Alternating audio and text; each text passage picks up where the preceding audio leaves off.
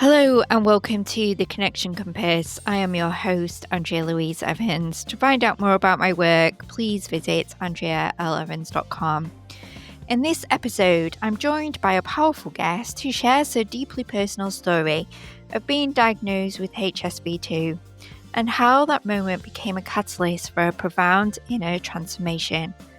What begins as a conversation about symptoms and stigma unfolds into something far deeper. A reclamation of self, a fearless decision to be healed, and a disciplined journey towards wholeness. We explore the research she undertook thoughtfully, responsibly, and with full awareness of its limits, alongside the energetic balance between masculine and feminine in her healing. This is not just a story about a diagnosis, it's about honouring the call of the inner compass, choosing connection over fear, and navigating both the internal and external with clarity, courage, and heart. Together, we reflect on what it means to live in alignment, even in the face of challenge, and how turning into your own inner wisdom can reveal the path that was always yours to take. Hi, Kimber. Welcome to the Connection Compass podcast. For our listeners, could you just introduce yourself and tell us a little bit about yourself? Sure. I'm Kimber Brianna. I am an independent scientist as well as an independent researcher. So I specialize in genital herpes, providing the protocol that I use to help me overcome my diagnosis of genital HSV2. So I am currently on a new adventure of entrepreneurship in that field. So that is me in a nutshell at this point in my journey. And that's a big introduction. What is so important to you about sharing this journey? Okay, my intention is to reach those who are in need of help with this particular virus. It is a very difficult infection to be diagnosed with in terms of symptoms and stigma. And so, me being able to overcome that challenge, I'm choosing to be a bridge for those who may be ready to try something different in terms of this diagnosis.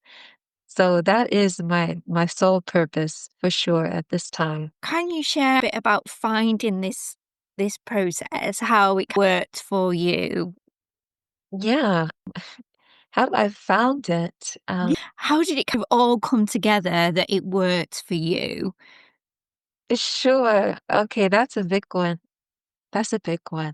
I've been on the journey of healing for 7 years. Okay. I will say there was a point in my life where I recognized that the body can restore itself to a high capacity, but you have to give it the right conditions to do so. And when I made that connection in my own psyche, I never looked back. There was no limitation in terms of what level of care and nurturing that I chose to give myself from that point forward. And so there was several things that I knew I needed to address in terms of health, and that was mental health, emotional health, as well as physical health. So I was working all of those aspects in tandem, and it took a process for me to actually address my diagnosis of genital HSV2. So Okay. when I say it was a process, I mean I had to I had to address my diet. When we're talking about healing from chronic infection, diet is the first area that we should dial in on because we don't want the body to be overloaded with toxins as we go through a cleansing protocol. Having having toxins in the system is counterproductive. So to get the body as clean as possible will give you the higher chances of the result that you're looking for. So I was not on a clean diet. And I went through a process of weaning myself off meat, dairy, and refined sugar. Those were the three key elements that I eliminated out of my diet. And so once I had those three things eliminated, that is when I knew for sure that, okay, I'm ready to address this virus. So I would say that is the holistic process. Is first identifying that my body could restore itself, identifying what I needed to do to prepare to heal, and then actually taking steps to do so and being disciplined in that. What was the spark? What was the idea that drew you to this process, this idea that you could heal your body over general medicine? Yeah, that's a great question for the fact that it was really at its core, it's genetics. Genetics was the key for me. I I identified certain parts of my heritage through biochemistry specifically. I was able to retrace my steps in terms of my ancestry through the subject of biochemistry. And that subject of biochemistry, Andrea, is rooted in solar dynamics. So the the mechanics and the workings of the sun, that is what opened the heavens for me in terms of seeing right through modern medicine. Did you doubt yourself at all?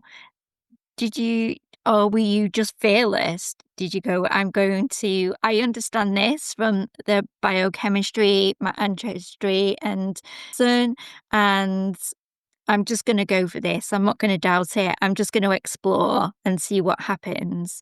Or was there anything that made you doubt? Completely intrepid, completely fearless. Wow. Absolutely. When I tell you, I seriously, it was a streamlined focus and I've never turned back. I mean that. No, that's really good to hear because sometimes when we go and step out and try something that hasn't been tried and tested, we can be held back by a fear. So that's really interesting that you were just completely focused and you just wanted to go for it. Yeah, that's quite interesting in itself, isn't it? Do you think Do you hold a particular characteristic, would you say, or is it just a mindset? Where does that fearlessness come from? Oh, it is okay, the fearlessness. So when we met, when we first spoke initially, I said your podcast resonate. The title of your podcast Yeah. resonate because it has the word compass in it. That is exactly what's going on in my life. I'm driven by an internal compass, and it is a magnetic resonance that exists within me. And I can sense that resonance in both my heart and in my abdomen. So those are two places that guide me when I move throughout my life. So the fearlessness is the fearlessness exists because I'm not in my mind. I'm not in my mental. I'm really grounded in a deeper sensation. So it's reassuring and it's grounding. Yes, that's why there's no fear. So Because that sensation that I'm embodying. that is true connection to the self, isn't it? That is true connection, Absolutely. in connection physically, mentally, emotionally, spiritually, and just having that focus. This is knowing this is right for me and I'm going to move forward in there. That's Mhm. incredible. So if we go back a little bit and we talk about, so cleansed, you've nourished yourself physically, mentally, emotionally, spiritually, then what happens? Where do we move to then? Oh, where do we move to then? Okay, so where we move next is meeting my companion. So I met him prior to doing the cleanse. He is actually a key component in my story, my life's journey. So it's great that you asked so I can include his presence in the discussion. Or before I did the cleanse, I met him and our journeys are so intertwined in a unique way in the fact that we mirror each other in terms of our values and health. Mm, So when I disclosed my health status to him, he was very straightforward in letting me know that this is not a condition that I want to accept. However, we were both on the same page in that we knew that I could overcome the virus through cleansing. mm, So we were very compatible in that sense. And I already knew that I wasn't going to accept the virus because before I met him, I had already made an attempt to cleanse from the virus. mm, But due to circumstances, it was a failed attempt. So when he came into my life, we were in harmony and sync and agreeing that, okay, before we move forward with each other, we're going to effectively address this infection. And so he was actually the individual that identified the solution. So what makes up the protocol itself at the foundation, he found that solution and then I did the research on it and then I implemented it. So that is what came next immediately. That's how I would answer that. Is him. uh, Him and I. You work together as a team.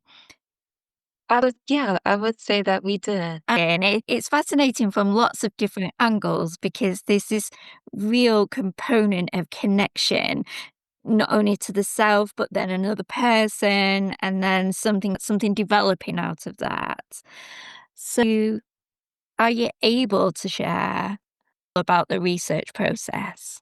The research process, the first thing that's coming to mind is it was I didn't find any I didn't find any representation for human use.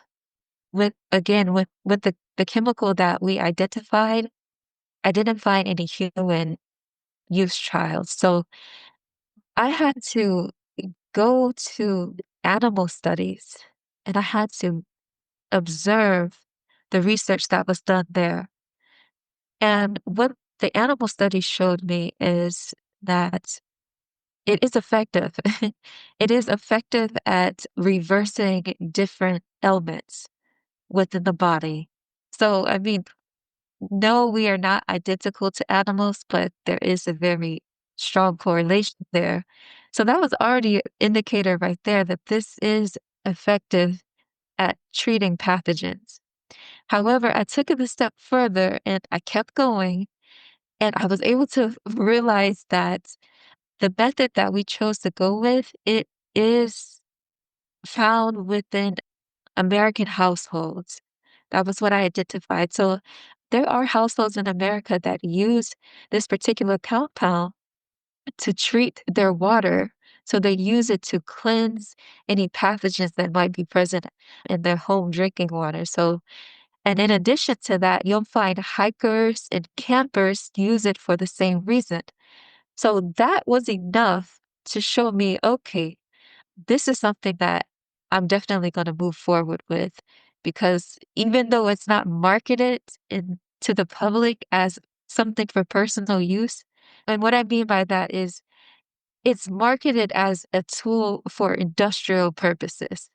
That's what it's largely marketed for. But when I found that American households use it for self-treatment, that's when I decided, okay, yeah, I can definitely do something with this for sure. Did you get to a phase where you'd done the research around the around the chemical. Did you try it on yourself then, or was there some testing to do beforehand? No, I went right in. I went right in. And there is already knowledge that I have. I already had um, knowledge on body cleansing. And there's different modalities of going about cleansing. And Yeah. so one thing, at least in my mind, how I perceive it is even if something is considered poisonous like herbs, there are herbs, Yeah. that if you're not mindful, they can be very toxic to the body. Yeah, of course. Yeah. However, if you go in it with thoughtfulness and you have some type of knowledge base, you can actually use that poison or that I say poison, but I really mean it. It's an adjutant. You just take a little bit of it just to agitate the system to get things moving. So when you saying, did I do any testing beforehand? No, I didn't do any testing. I was confident in what I knew in terms of the chemical compound and my own knowledge of what it takes to effectively cleanse. Yeah. And so where are you now? So today, obviously you're speaking about it. You want to share your experience. How is it being received by others? Or are you taking it down more a traditional medicine sense? Are you looking towards having it regulated? Do you talk about it as a cleanser or a plant base, or how do you describe it and talk about it to others and your plans for the future with it? Yes. Okay. How do I present it to the public? Yeah. First and foremost, I'm responsible about it. And responsibility simply comes in the form of me not conveying it as a cure, as a healing modality, remedy, treatment. Okay. And that is because there are federal regulations in place that hold that limitation on the way in which I can fluidly speak about it. So, honoring that limitation, I simply show up in the public and I do what I'm doing with you is just share my experience. And I offer the public the opportunity to go through the same process that I apply to my own life. Okay. Yeah, so the public has the opportunity to choose what they want to do, and how I package it is by simply calling it a holistic method because it is holistic and it is a methodology that has to be applied to go through the process. So that's the way I go about it. Now, to answer your question with, will I be approaching this with the traditional sense Yeah. of modern medicine? No. No, that internal compass that we spoke about earlier, that internal compass is very strong in telling me I just need to be independent and and I'm at a loss for words in this very moment, but I think just saying being independent is more than enough. So I won't be taking the traditional route. Okay. And are people finding you? Are people coming to you for the help and support? Oh, yeah, okay, you did touch on that. So I'm new to entrepreneurship. That's a whole nother journey within itself. And so I I am in the online space now developing my presence, and I have yet to gain exposure. So to answer your question directly, no, I haven't had anyone come to me just yet because no one knows about me. No one knows about me. I'm so new. So this is such a this is like a baby. This is a Mm. new process for me. So yeah. And it's really, it does have that holistic sense about it, doesn't it? The whole process, but also the fact that you're bringing your science to it as well. Do you see that in this? Do I see what exactly? Do you see this as a very holistic approach in that you've brought yourself, the physical, mental, emotional aspects to this work, but then also you've got this science as well that you're using? S- I suppose I know. Do you see this as a dynamic of almost like a feminine and a masculine energy, that mix of femininity, the holistic healing side, and then you've got the scientific side as well, which can be is but quite masculine in nature. Okay, so let's go here and let's do this. Let me ask you, what characteristics do you perceive in a masculine? And then I'll I be answer you. Okay, I would say action orientated. I would say very focused, methodical. Feminine wise, I would probably go with something more fluid, softer, holistic nature, but using those two energies together to bring something healing. Yes, it is there's a marriage that's there when when embarking on this journey. Yeah. So the healing of yourself and the description of it, I would refer that is quite a feminine, nurturing process of the self. But then when you bring that scientific energy into it, there is a masculine element to that traditionally. Okay, yes. So with the healing component, the feminine aspect, she is softer. Yeah. She's gonna give you that grace of, okay, let's do an assessment. Where are you at right now? So how I address the food aspect, that food when we're going through healing and we're going through healing through the process of cleansing, right? And we have to identify what we're putting inside of our mouths.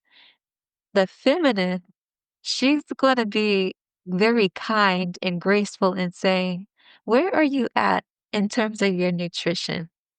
Is there something that you're addicted to?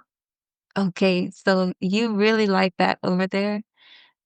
Let's be honest about that attachment to that food, and let's journal about it. Let's talk about it. Let's reflect on it. Let's sit with it. And then the masculine will come in and say, now let's make a plan to overcome that limitation so we can get you to the healing that you're seeking. So there is a marriage, and one is rigid, and he has to be rigid so he can create the pathway to get you to the outcome you're looking for. And then the woman or the female, the mother, the daughter, right? The girl, she's going to, or the feminine, she is gonna be the one that holds the ground. Like you can really be inside of your being to know where you stand at every moment of that process of healing. The So, father, son, brother is gonna guide you. yeah. Mhm. So this really, and I know we've talked about it before, but this really then underpins the symbolism of the Wise Tower, doesn't it? Yeah, it does. It sure does. Um, Yeah. That is really, really interesting. So what's the future, Kimber? What's the future? Where to now? What's happening? Um, sure. And I want to close out this thought really quickly since Yeah. you just sparked the image of the logo in my mind, which is what we were speaking about, Andrea, before, when we initially met. That tower and the logo is, since we're having this discussion, I can really see it so clearly in a way that I haven't before. It is like an erection. It is an Yeah. erection, single tower castle, and it's on this hard rock in the Mm. middle fluid ocean. So yeah, just to close that thought form, Wise Tower is married with the feminine and masculine principle for sure. And that does, you could see that in the symbolism of the logo. Now, moving on to your next question, what's next? Ah, my goodness. I'm not in a rush. I'm not in a rush to develop Wise Tower so quickly in terms of the public. There, like I said, there's a responsibility that comes with what I'm doing. It's not just for profit, because I am a business owner. It's not just for profit. I have an obligation to be responsible in how I show up to the people that are listening to me. So taking my time is of the essence. And right now, what I'm working on is a private study. It's a private study to address HSV1 Mhm. in the oral cavity, HSV1 within the genitals, HSV2 within the oral cavity, and then you have HPV and HIV. So these different strains of viruses and where they're found in their different locations, I'm dialing in on that. And because I don't have personal experience with those diagnoses, I need to bring people in to get a greater scope of how the process that worked for me can potentially address these other unique circumstances. So that is what I'm currently dialing in on. Yeah. Okay. And what are your hopes for the future? My hopes for the future? Well, that's a lovely question. My hopes for the future personally is to stabilize myself Mhm. in sense of I want to be self-sufficient and self-sustaining. That that is part of what drives me. Now, turning the attention off myself and with those who will find themselves in sync with me and what I'm doing, I do want people to find their bliss. I want people to experience their own heaven. And I know that it's going to take a unique person to say, I want to try. I want to do what is best for me, regardless of what society say. Society says this one thing about my health condition, but I'm going to use my own heart and my own mind. And I'm going to follow that internal resonance or that compass and see what more can I experience. That's what I want for other people when they engage Wise Tower. That's really lovely, Kimber. It's and you're incredibly caring, and I think your professionalism stands out, and holding that you have something, you've got a story, and you want to share it with others, but you want to really take care of others in that process as well. And that's really lovely and really unique. And thank you for sharing it with us.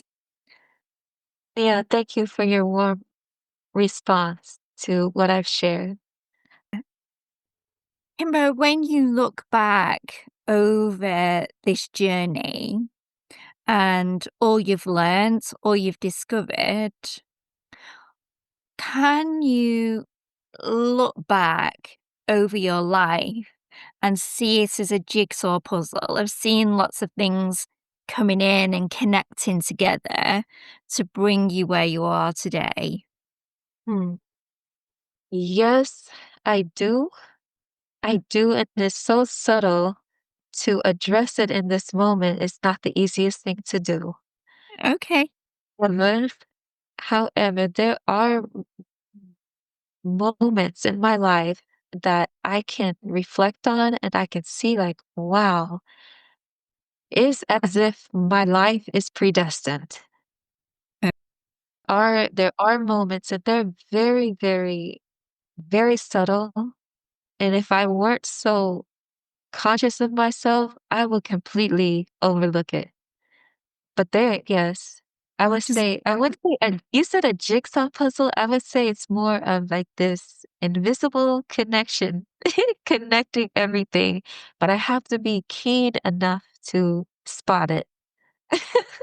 they're just so the little brief moments in our lifetime that you could so easily miss, but when you look back at them, they're actually quite significant moments of importance. Exactly. Exactly. And what I see, at least what I observe, is many people are so focused externally, um, that when they I would say there seems to just be a lot of people who are not looking at themselves. So if if what I'm describing in my own life is true for another, the way that the society is set up is so externally focused, you would never be able to cherish those moments, subtlety, and highlights of saying that, hey, there's something greater. There's something greater for you. There's something more meaningful. So, yeah, we could Okay, easily miss things if we're not tuning into our own inner being. I think you're absolutely right in terms of society being very external focused. And I was thinking about this the other day, a while ago, I- maybe even nearly 2 years ago now. I was holding a meditation space, and not everybody in the room had meditated before. And I supported people to come in to a place of stillness. And I said to them, I please don't feel self conscious. I will look downwards. I won't stare at you. And just for a brief moment, something caught my eye out at the corner of my eye, and I ended up looking around the room, and the majority of people were quite settled, quite still, but there was somebody at the front, and they just startled. It was like they just couldn't come into that inward focus. But I think it's because we have a world that is just on the go all the time. So to actually invite people to turn inwards, and when people do, I think it's quite a jarring feeling, really. I'm not, not used to going there, not used to going inwards because, like you said, we are very external focused. Yes, and I'll add, if there are the nuances, like if we do identify the nuances, here's the thing. Who is gonna be the one to cherish it and to go deeper with it? That's another thing. That is another thing because I have identified that people can notice synchronicities or significant significant happenstance in their life. They can address it, but then I find myself wondering, but how much did that mean to them? You know? So that's another component is being able to hold on to that moment and does it really mean something for that Yeah. soul? That yeah.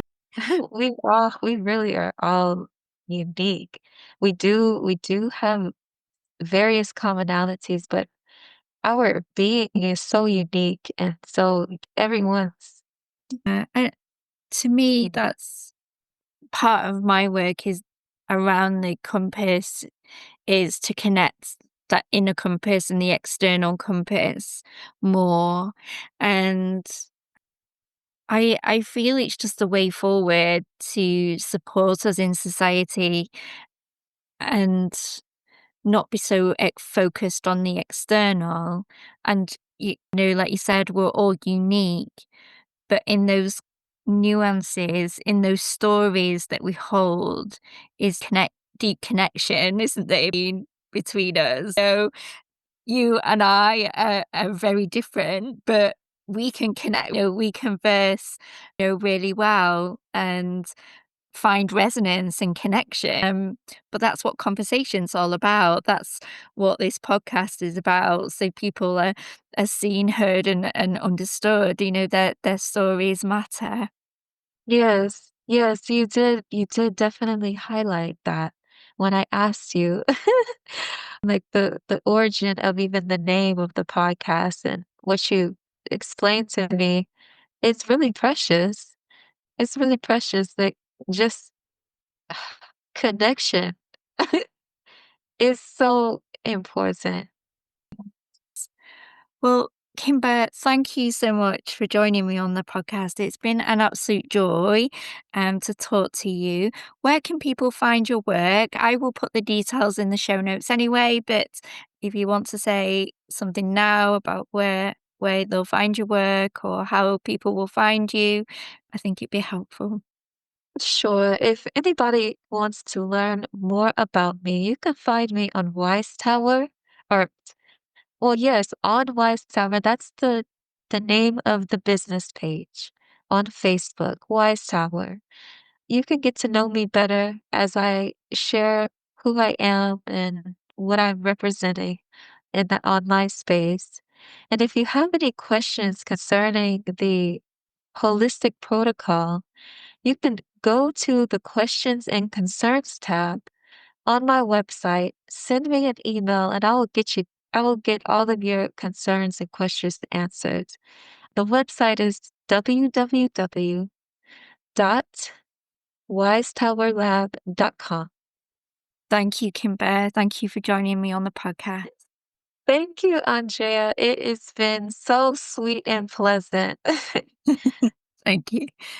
You're welcome. That was a great chat with Kimber. It's the total commitment to the internal compass and inner knowing that you have to take a specific path that stands out for me, alongside her care and commitment to others.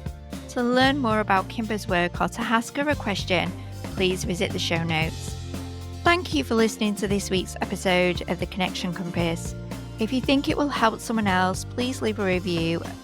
If you have any questions, please visit Andrea L. Evans' Facebook page. And remember to keep talking, keep connecting for a more interconnected world.